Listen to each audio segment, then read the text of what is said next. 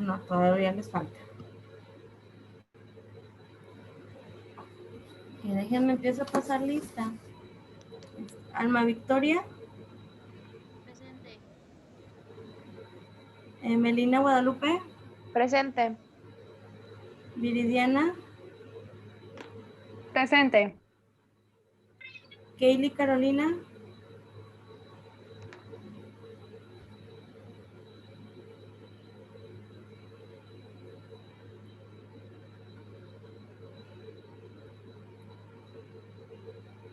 Laura Leticia.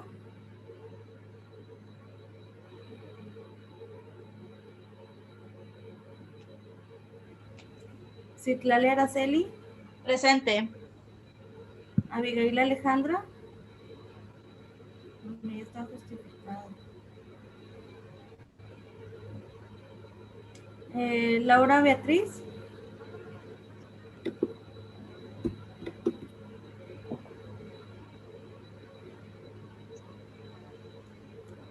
Yulisa. Presente. Daniela Marisol. Licenciada, ya creo que ya sí yo de baja. Ok. Déjame la marco aquí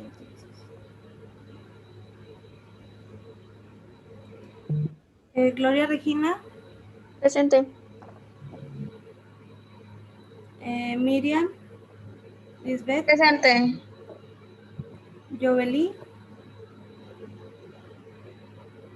Carolina. Carolina, Kelly o quién? Jovelí Carolina. Ah, ok. Lidia. Presente. Jani Estefanía.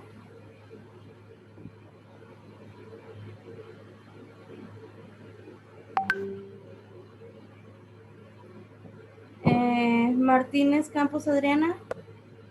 Presente. Dora Montelongo. Presente. Linda Marisol. Presente. Andrea Moreno. Presente. Andrea Montserrat. Presente. María Celeste. Presente. Kenia Montserrat. Presente. Cintia Saraí. Presente. Jorge Alejandro.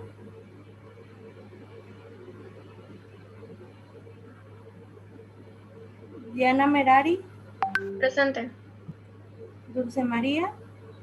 Presente. Y Adriana Elisette.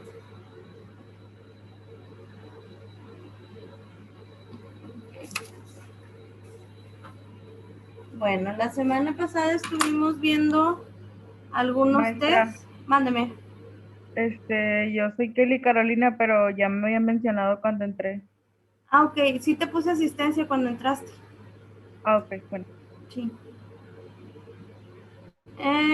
Estuvimos viendo unos tests de inteligencia y no es cierto, fueron los vocacionales y los patológicos. ¿Sí recuerdan un poco de ellos?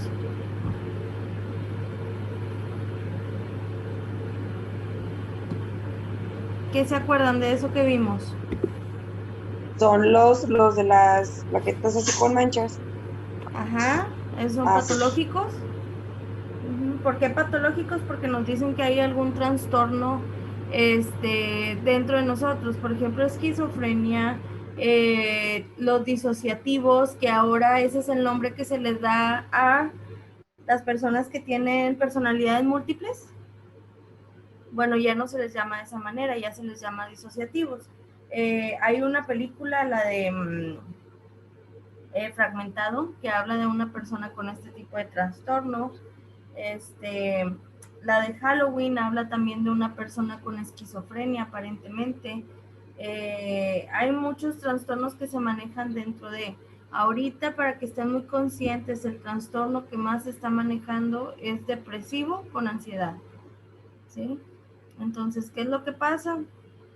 Se está viendo mucho, ¿qué es lo que desata todo esto?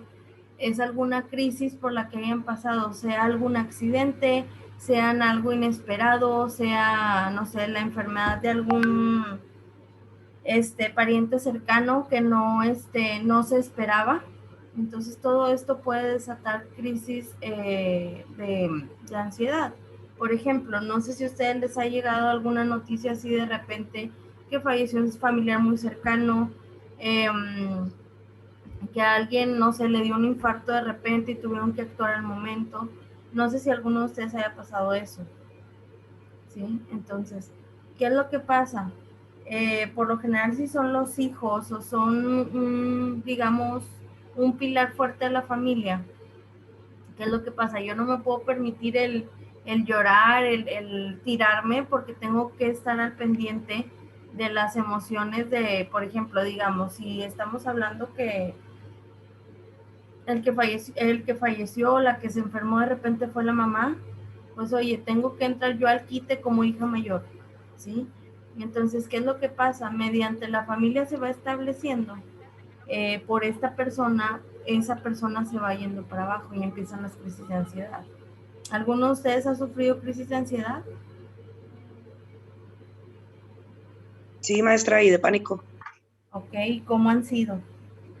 La primera vez, bueno, a mí me dio bueno, a mí todo me ha dado. A mí me dio un infarto a los 16 años Okay. y a partir de eso yo creo que quedaron secuelas.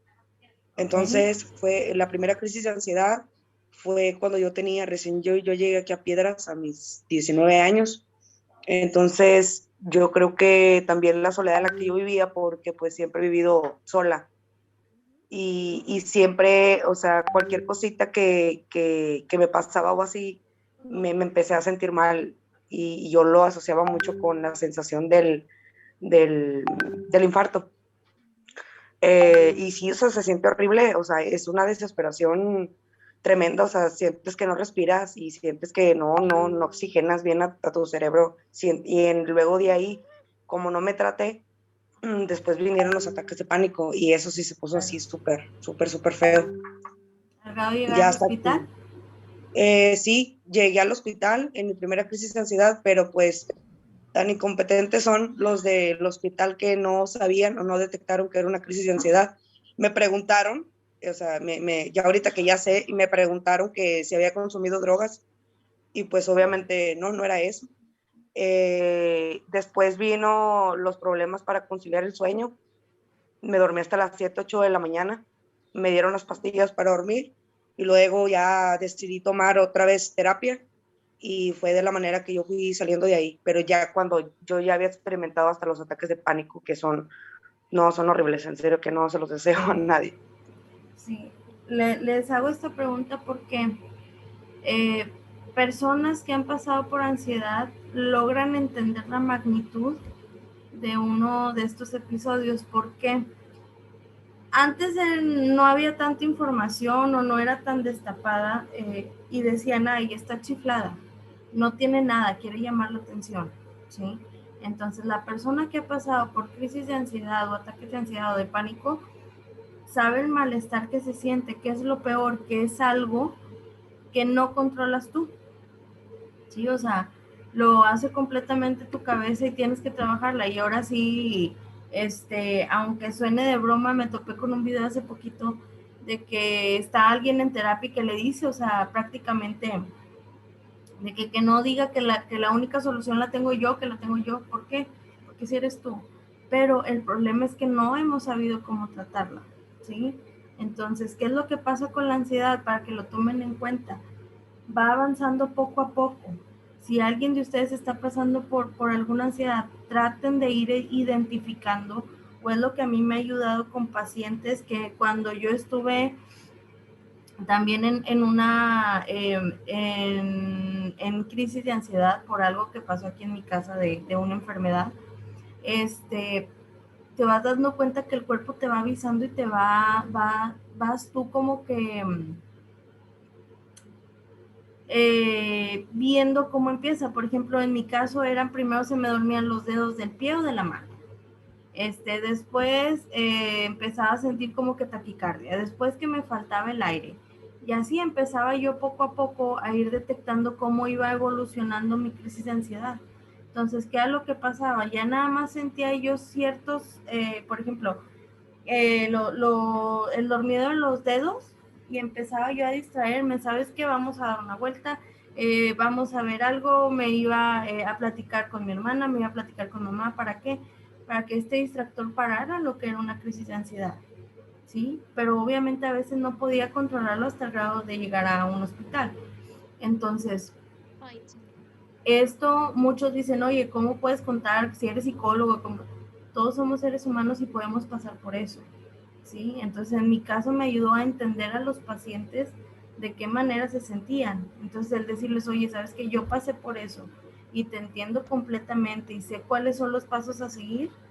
Oye, a algunos les da cierta tranquilidad de que, oye, hasta que hay alguien que sí me entiende y que sí me cree.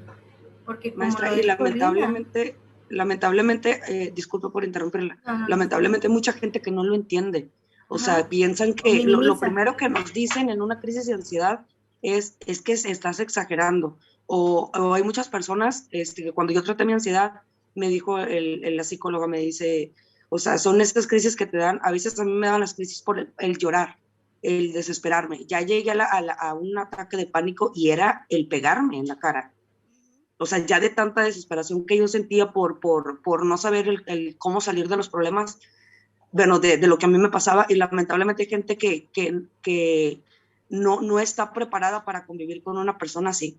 Y nos dicen, es que estás exagerando, es que estás, tú exageras mucho las cosas, ves cosas que no son y todo el rollo, pero yo creo que esta clase de cosas se le deben de enseñar a toda la gente para que, más que nada, para que sepa lo que son los síntomas y para que también sepa convivir con personas que lo padecen, porque hay personas que ni siquiera saben que lo están padeciendo.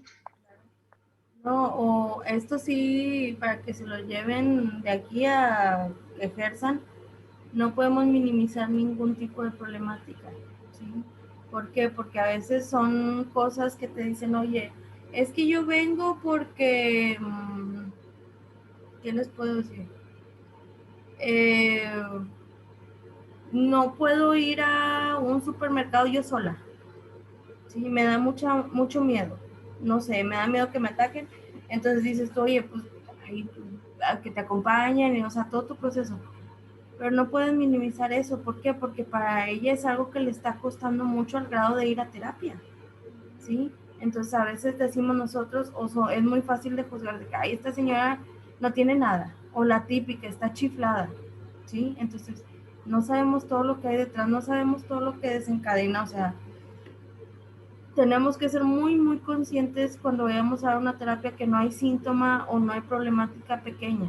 Que a lo mejor a nosotros traemos problemas más grandes, ok, está bien, pero no podemos estar con esa persona que, ay, no es nada, señora, no pasa nada, de ahí no va a pasar. Entonces, no, tenemos que empezar a trabajar y ver realmente qué es lo que está pasando con ella, ¿sí? Entonces, les digo, van a estar trabajando mucho con ansiedad, mucho con depresión. Necesitamos también que ellos estén conscientes cuándo sí es depresión y cuándo no. ¿Por qué?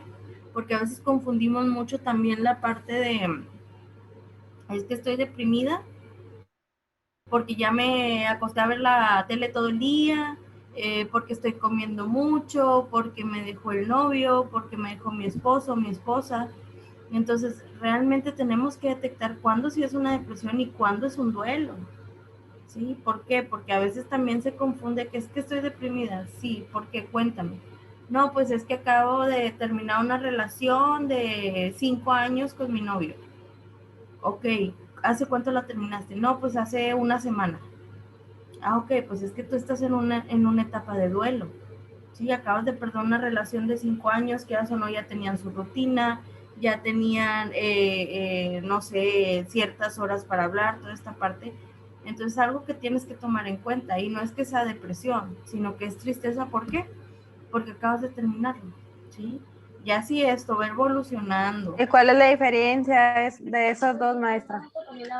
La tristeza es algo que puedes controlar. De ¿Por qué? duelo y de Porque depresión. duelo es un proceso de pérdida, ¿sí? De pérdida, que perdiste algún familiar, perdiste tu libertad, perdiste cualquier cosa que tú me digas que digas tú, oye, pues era algo importante para mí, pero es un proceso de duelo por el cual tienes que pasar por sus fases, ¿sí? Y que al final pues lo vas a entender. Ya cuando estamos hablando de depresión, ya estamos hablando que necesitas un medicamento, en sí estamos hablando de casos severos. La otra, ya estás dejando de hacer lo que tú hacías por una depresión. Por ejemplo, ¿sabes qué? Yo antes me levantaba, iba al gimnasio, después de ahí llegaba, me bañaba, me iba a trabajar, salía, hacía de comer, atendía a mis niños, todo esto, ¿sí? Entonces, ya cuando estamos hablando de una depresión, oye, pues yo ya no quiero ir a trabajar, ya no me quiero bañar, ya, ahora sí ya te está interrumpiendo con tu día a día, ¿sí? Entonces esa es la diferencia. Hay que saber muy bien esto de que, oye, ¿sabes que tuve una pérdida? Ok, vas a pasar por un proceso de duelo, pero ese proceso de duelo tiene punto final, ¿sí? Pero la depresión, si no la atendemos, va a ir avanzando y avanzando y avanzando hasta que va a llegar a un punto en que puedes llegar a perder tu trabajo, puedes descuidar a tus hijos, puedes, o sea, muchas cosas así. Por ejemplo, hay mujeres que se han quedado sin la guardia y custodia de los hijos por una depresión, y no porque no los quieran, sino por omisión de cuidados. ¿Por qué? Porque ya no están ellas al pendiente de que les falta de sus cuidados, del aseo, de las comidas. Entonces, como no está bien emocionalmente, pues se busca un lugar, ya sea que se le da al padre o a las abuelas, ¿sí? Entonces, esa es la gran diferencia entre uno y otro. Miss, Vale. por ejemplo, yo, bueno, en una ocasión, cuando yo perdí a mi mamá, ¿Mm? en ese momento, en el primer mes, yo no es como que me afectaba, o sea, Ah. era como que no, bueno, no, No sí, como que asimilabas no la asimilaba, noticia. pero ya hasta después de un año fue cuando me empezó a afectar y tuve que estar yendo a terapias. Ok, bueno, y cuando falleció tu mamá, ¿quiénes eran los que estaban mal? Que decías tú, oye, pues esto sí, híjole, yo los veo muy mal. No, creo que nadie. Todos A estaban la que más tranquilos. le afectó fue a mí. Ok, pero después de un año. Más o menos, sí, como pasaron como 6 meses. Ok, Sí, era que me ponía triste en días, pero así que afectarme ya mucho fue hasta el año.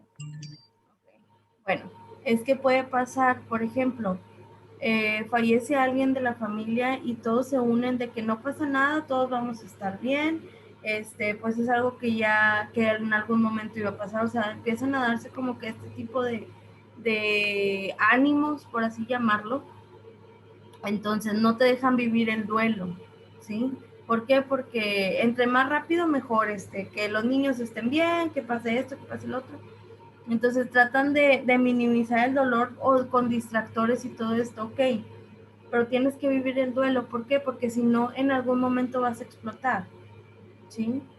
Entonces se van poco a poco recorriendo los síntomas o todo este duelo, entonces por eso a lo mejor después de casi un año tú empezaste a sentirte mal, ¿por qué? Porque en su momento no lo viviste, ¿sí? Entonces en otras ocasiones lo que pasa es, por ejemplo, si tú tienes hermanos chicos o así a tu papá, que la hermana mayor es la que se hace cargo de todo, ¿sí? Y tiene que estar al pendiente de todos y que ella no se puede quebrar porque es el pilar. Ok, conforme la familia va avanzando en ese proceso, la que era el pilar se va yendo para abajo. ¿Por qué? Porque ahora sí, ya todos están bien, bueno, ahora sí me voy a permitir a mí el sacar lo que traigo, ¿sí? Entonces, chéquense mucho cuando hay una pérdida, vean quién es la que está más al pendiente de todo, quién es la que no ha llorado, quién es la que trata de solventar toda esta parte, ¿sí? Porque muy probablemente esa es la persona que más le va a afectar en un futuro, ¿sí? Profe, hablando de esto, también, mire, tengo una hermana es menor que yo, ¿Sí? pero hace años atrás falleció mi abuelito y ella, mi hermana, es una persona demasiado reservada. Yo nunca la he visto llorar. O sea, cuando, si acaso como cuando estaba chiquita, pero siempre se guarda todo y trata de hacerse la fuerte. Cuando falleció mi abuelito, ella no lloró en todo el funeral, estuvo tranquila, o sea, estaba triste, pero no se mostraba frágil o Ajá. débil o que la afectara. Pero cuando estábamos finalmente ya en el entierro, que todos estaban llorando y estaba así, o sea, como que se quedaba viendo la tumba de mi abuelito y al final le empezaron a dar calambres en las manos y luego en los pies, le empezó a faltar la respiración y empezó a llorar demasiado, no paraba de llorar y no podía respirar y no podía respirar y no podía respirar. Pues entonces, en ese entonces mamá se asustó y no sabía qué era lo que tenía y la llevamos al hospital. Pero después de ese acontecimiento, a mi hermana le siguieron dando esos ataques. O sea, de repente le daba sin ningún motivo, estaba acostada y empezaba a sentir los calambres y le faltaba la respiración. Hasta ahorita ya se ha controlado y ya no le han dado, ya tiene como un año más o menos, pero siento que sí le va a afectar mucho el que ella no se dobla, o sea, siempre trata de ser la fuerte. Sí, es que, o sea, es muy válido darse el permiso, ¿sí? ¿Por qué? Porque a veces estamos acostumbrados así de que no, yo no voy a llorar porque me necesitan fuerte. No, oye, tú también sufriste una pérdida, ¿sí? Entonces tenemos que estar muy conscientes de eso. Ahora, como dices tú, todo eso eran crisis de ansiedad que a lo mejor no supieron manejárselo o no supieron decirle exactamente qué era. En mi caso, cuando han llegado pacientes con crisis de ansiedad, primero lo vemos en terapia, ¿sí? 1 o 2 semanas hasta 3 para ver si hay cambios y puede controlarlas por medio de distractores. Si yo veo que ese paciente no hay un avance, no hay algo, sí los mando con algún psiquiatra, ¿sí? Entonces, el término psiquiatra, yo creo que a todos nos hace cierto ruido, porque volvemos a lo mismo, la descripción que tienen o el significado es loco, ¿sí? No estoy loco. No sé si lo han escuchado, si ustedes lo han dicho, toda esta parte. Entonces yo siempre se los manejo como que, oye, el especialista en esta situación que tú traes es el psiquiatra. Así como el cardiólogo estudió no sé cuántos años de su especialidad para operar un corazón, para hacer un cateterismo, toda esta parte, él estudió exclusivamente para lo que tú tienes, ¿sí? Entonces yo prefiero que vayas con el especialista, que vayas con un médico general que sí estudió, pero no está especializado en lo que tú necesitas, ¿sí? O porque si traes un problema del corazón, vas con el cardiólogo, ¿por qué no vas con un médico general? Como lo hubieras hecho con el psiquiatra, ¿sí? Entonces hay que concientizar mucho y que quitarles este tabú que tienen del psiquiatra. ¿Por qué? Porque es el que les va a ayudar. Ahora, como es medicamento muy, muy fuerte, tenemos que estar muy conscientes que es por dosis. Entonces, ¿qué es lo que pasa? Tienen que estar jugando con las dosis que te van a dar. ¿Por qué? Porque si te dan de más, te van a tener dormido todo el día. Si te dan menos, pues no vas a aprovechar, ¿sí? Entonces tienen que estar jugando con las medidas del medicamento, con cuánto te vas a tomar, cada cuándo. ¿Y quién es el experto de eso? El psiquiatra, ¿sí? Entonces, concientizar mucho esa parte. Entonces, yo lo he hablado con mis pacientes, dicen, no, pues sí tienes razón, ¿sí? Entonces, obviamente el tratamiento es en lo que esta persona se estabiliza emocionalmente, en la que puede tomar sus propias decisiones y después se retira. Para mí, si tú lo ves en terapia, lo puedes resolver mucho mejor. ¿Por qué? Porque si no, hasta cierto punto puede llegar a crear dependencia, ¿sí? Entonces, simplemente el medicamento para dormir, que te dan casi siempre el Tafil, tú te lo tomas para dormir, pero conforme lo vas tomando, vas a crear una dependencia. ¿Y qué es lo que va a pasar? Al rato, si no te lo tomas, no vas a dormir o vas a batallar mucho, ¿sí? Entonces, en cuestiones que yo ya veo, sabes que la persona sí necesita, ya es cuando los envío yo. Si no, por medio de terapia, poco a poco van a ir saliendo, ¿sí? ¿Alguna duda hasta aquí? Lick, como Mande. yo, Ujú. bueno, yo no, a mi novio lo medicaban, Ujú. así, o se le daban Tafil, y Ah, luego él es súper activo, o sea, siempre así de como que ha hecho mucho ejercicio y así, o sea, no hace ejercicio todos los días ni nada, pero siempre anda como que súper activo, siempre en el día tiene sus cosas que hacer y así. Entonces lo tenían medicado porque le daban muchos ataques de ansiedad después de que le dio COVID, le quedó como que eso de que le daba ansiedad. Bueno, total, entonces, o sea, ya era como un zombie él todo el día, o sea, todo el día estaba medicado porque le tocaba tomar, bueno, en las noches tomaba Tafil, me acordé ahorita que dijo, pero en el día no me acuerdo qué tomaba. Entonces, todo el día era un zombie, o sea, ya ni hacía nada, o sea, como que era para que mantenerlo así como que calmado, pero también para dejarlo batalló mucho, estuvo así mucho tiempo como que dejándole poco a poco porque se sentía bien mal, o sea, si no se lo tomaba se sentía bien mal, así casi se volvía loco, así dándole mucha ansiedad y si se lo tomaba no podía hacer nada tampoco porque era así como un zombie. es que, como les digo, es medicamento muy fuerte y tienes que tener una dosis exacta porque si no eso es lo que pasa, o sea, cambias completamente tu rutina, tu forma de ser, o sea, toda esta parte sí te afecta, ¿sí? Entonces tienes que estar muy consciente que no puedes ir con un doctor que no esté especializado en eso, porque son cantidades, ¿sí? Y son medicamentos que crean dependencia, entonces ellos también saben jugar con qué medicamentos pudieran mixtear, por así decirlo, para que tú te lo tomes, ¿sí? Entonces toda esta parte se tiene que ir viendo. Siempre tengan el teléfono de un psiquiatra a la mano, ¿por qué? Porque si se les ofrece, ¿sabes qué? Mira, ve con él. Aquí en Piedras creo que hay 2 nada más. Entonces, tener el teléfono o tener mínimo el nombre y en dónde consulta. Esa es la forma que se le pudiera apoyar. Aquí creo que en Piedras está Pope, que es a donde yo los mando, y de un neuropediatra también, ¿sí? Tener varios contactos porque estamos hablando que aquí hay algo de patología, pero por ejemplo, si les llega un niño con enuresis o ecopresis, ¿sí saben lo que es? ¿No? Bueno, enuresis y ecopresis es enuresis cuando se hace pipí y ecopresis cuando se hace popó, ¿sí? No sé si han detectado niños que ya no usan pañal, que ya van al baño y de repente como que hay una regresión y vuelven a lo mismo, se hacen pipí en la cama, andan en la calle y se hacen pipí, no controlan su esfínter. ¿Sí les ha pasado? ¿O si conocen a algún niño con esto o niña? Yo conocí a un Entonces, niño que le pasaba eso, pero hace 1000 años, cuando yo estaba en la primaria. Yo sí entonces, conozco una niña que tiene como 8 años y se está haciendo pipí. y ya no lo hacía. No, ya no lo hacía. Ok.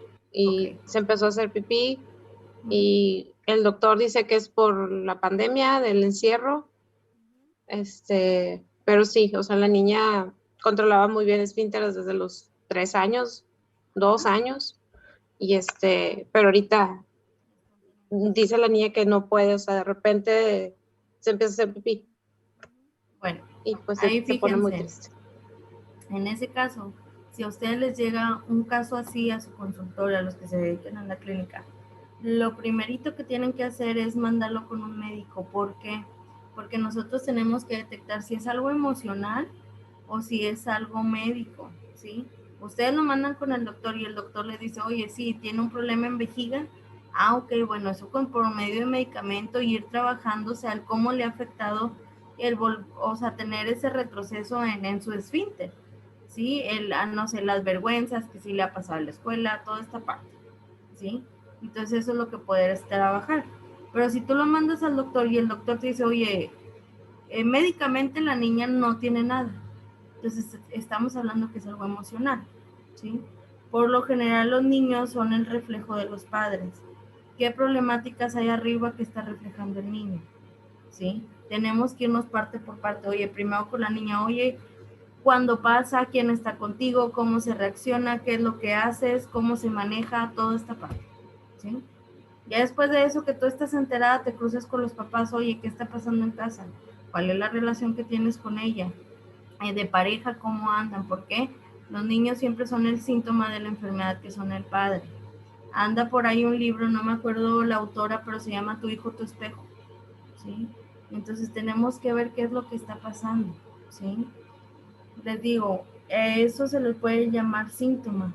Tenemos que estar siempre viendo quién está, quién interviene, cómo se maneja el tema, si la regañan, si no la regañan, a partir de cuándo, pero ir viendo y sacando toda la información posible, y a eso se le llama cuestionamiento del síntoma. Sí, esa es una técnica. Entonces tú vas a cuestionar todo lo que se te ocurra para tratar de entender qué es lo que está pasando, ¿sí? En base al síntoma. Entonces, tú teniendo eso ya te puedes dar una idea. Ahora tienen que empezar a sacar hipótesis, que era algo que vimos. ¿Qué hipótesis puedo sacar ya conociendo un poquito más de la historia? Bueno, pues puedo, no sé, puedo entender que a lo mejor los padres están teniendo muchas dificultades y la niña usa su síntoma como medio de distractor, porque si están peleando, la niña se hace el baño y ya no está la atención o la atención completamente en la pareja. Que a lo mejor cuando la van a regañar, ella se hace el baño y ya no pasa más allá de una llamada de atención, ¿sí? Entonces tenemos que ver toda esta parte, porque antes se decía mucho de que si se hace el baño no controla el esfínter, es violación. No sé si llegaron a escucharlo. Entonces no siempre es violación, algunos casos sí, pero no siempre, pero es nuestro deber, es nuestro deber estar viendo qué es lo que pasa e investigar todo, ¿sí? Ahora sí que no se queden con nada, obviamente va a haber información, también hasta qué punto saber cuándo es morbo y cuándo vamos a usar esa información, ¿sí?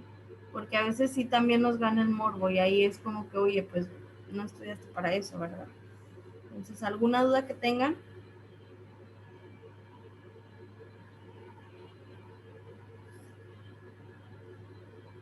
Sí, Profe, maestra, la ansiedad ¿se desaparece o se controla? Mira, se va controlando, pero en algún momento puede detonar, ¿sí? Ahí sí, yo he visto que sí hay personas que en su vida vuelven a tener algún síntoma de ansiedad, ¿sí? Pero todos estamos exentos, a todos nos puede pasar. ¿Y qué es lo que hace la ansiedad? Como es algo que te detona una crisis o a un evento que no tenías contemplado, se puede desatar. Entonces, en mi experiencia siempre ha sido que lo controlas y lo vas dejando de fuera, pero si se te presenta una situación que te genera a ti algún estrés, muy probablemente lo vas a volver a vivir. Pero con la experiencia, que si tú ya lo trabajaste, ya sabes un poco el cómo controlarlo, ¿sí? Porque, por ejemplo, cuando a mí se desataron las crisis de ansiedad fue por una enfermedad de mamá, que de estar bien, a 4 horas antes empezó a convulsionar y así. Entonces ella llegó a un punto de despedirse. Creo que ya les había contado la historia, entonces yo me hice cargo de toda la casa, de todo esto, entonces fue algo que yo trabajé las crisis de ansiedad y hasta ahorita jamás se me han presentado. Ahora, en el mes de abril operaron a mamá igual que a mí de cáncer, y fue una rutina, o cuando a mí se me presentó lo del cáncer fue algo así como que lo tomé muy tranquila, obviamente pues sí lloras por la noticia y todo esto, pero ya no me afectó con crisis de ansiedad. ¿Por qué? Porque yo decía, oye, pues lo puedo controlar, me dijeron que es algo que va a ser un proceso, pero que voy a salir adelante. Entonces, yo siento que tú vas aprendiendo el cómo irte calmando, el cómo irte distrayendo para que no te lleguen esas crisis de ansiedad. O sea, hasta ahorita, las mías se presentaron en el 2016. Del 16 a la fecha jamás se me han vuelto a presentar. ¿Sí? Entonces yo siento que también es cómo lo vayas trabajando, cómo vayas poco a poco implementándolo, superando, pero pues siempre va a llegar algo que te va a detonar, ¿sí? Entonces así lo siento yo, o así lo he trabajado yo. Licenciada Bonnie, por ejemplo, yo no tengo ansiedad, creo. Pero es como, por ejemplo, a veces estoy bajo un nivel de estrés muy, muy feo y me hago daño, me rasguño o golpeo o me golpeo, que son cosas que yo no controlo. O sea, es algo que me pasa 2, 3 veces al año. Cuando yo Ok. siento mucho enojo o mucho coraje, o ahí es cómo puedes identificar si es un ataque de pánico, de ansiedad, si son problemas de ira. Y Tendríamos no, que como ver. no son frecuentes, para mí es como que, Ah. bueno, simple y sencillamente me enojé. Yo Pero pienso tendríamos eso. que ver qué detona. O sea, qué es lo que te está detonando todo esto, por qué se presentan 3 veces al año. Por mucho estrés, oye, ¿por qué no lo has canalizado de otra forma? ¿Sí? ¿O en qué te ayuda a ti a hacerlo de esa manera? ¿Sí? Entonces Ok. tendríamos que ver qué es lo que está pasando ahí. Es que, por ejemplo, la última vez que me dio fue porque tenía un perrito enfermo y se estaba muriendo. Y Ajá. como a mí se me había muerto ya un perrito de eso, entré en pánico, sentí yo que entré en pánico porque estaba mi familia, mi mamá y todo, y nadie hizo nada y yo estaba sola en eso. Entonces fue tanto mi estrés, mi enojo, mi molestia, que llegó un punto en el que me tuve que meter al cuarto para hacerme eso y ya salí tranquila a cuidar al perro, ya bien estresada y todo. Entonces ya con cosas así es como se me desata. Y como le digo, o sea, como no es algo frecuente, para mí es como que pues me enojé o ya fue como que un estrés tanto que no pude sacar de otra manera. Pues a lo mejor ahí sería más que nada control y manejo de emociones, ¿sí? No tanto ansiedad, porque la ansiedad sí se presenta muy seguido. Pero ahí se pudiera hacer el control y manejo, ya sea de la ira o de emociones, el cómo canalizarlo a no explotar de esa manera, ¿sí? Porque de estrés se te van a ir presentando y cuando empieces no sé, en un trabajo, o no sé si trabajes, pero que empieces en un trabajo que te exija mucho, que estés bajo presión, pues obviamente tienes que aprender a manejar eso, ¿sí? Muy bien, gracias.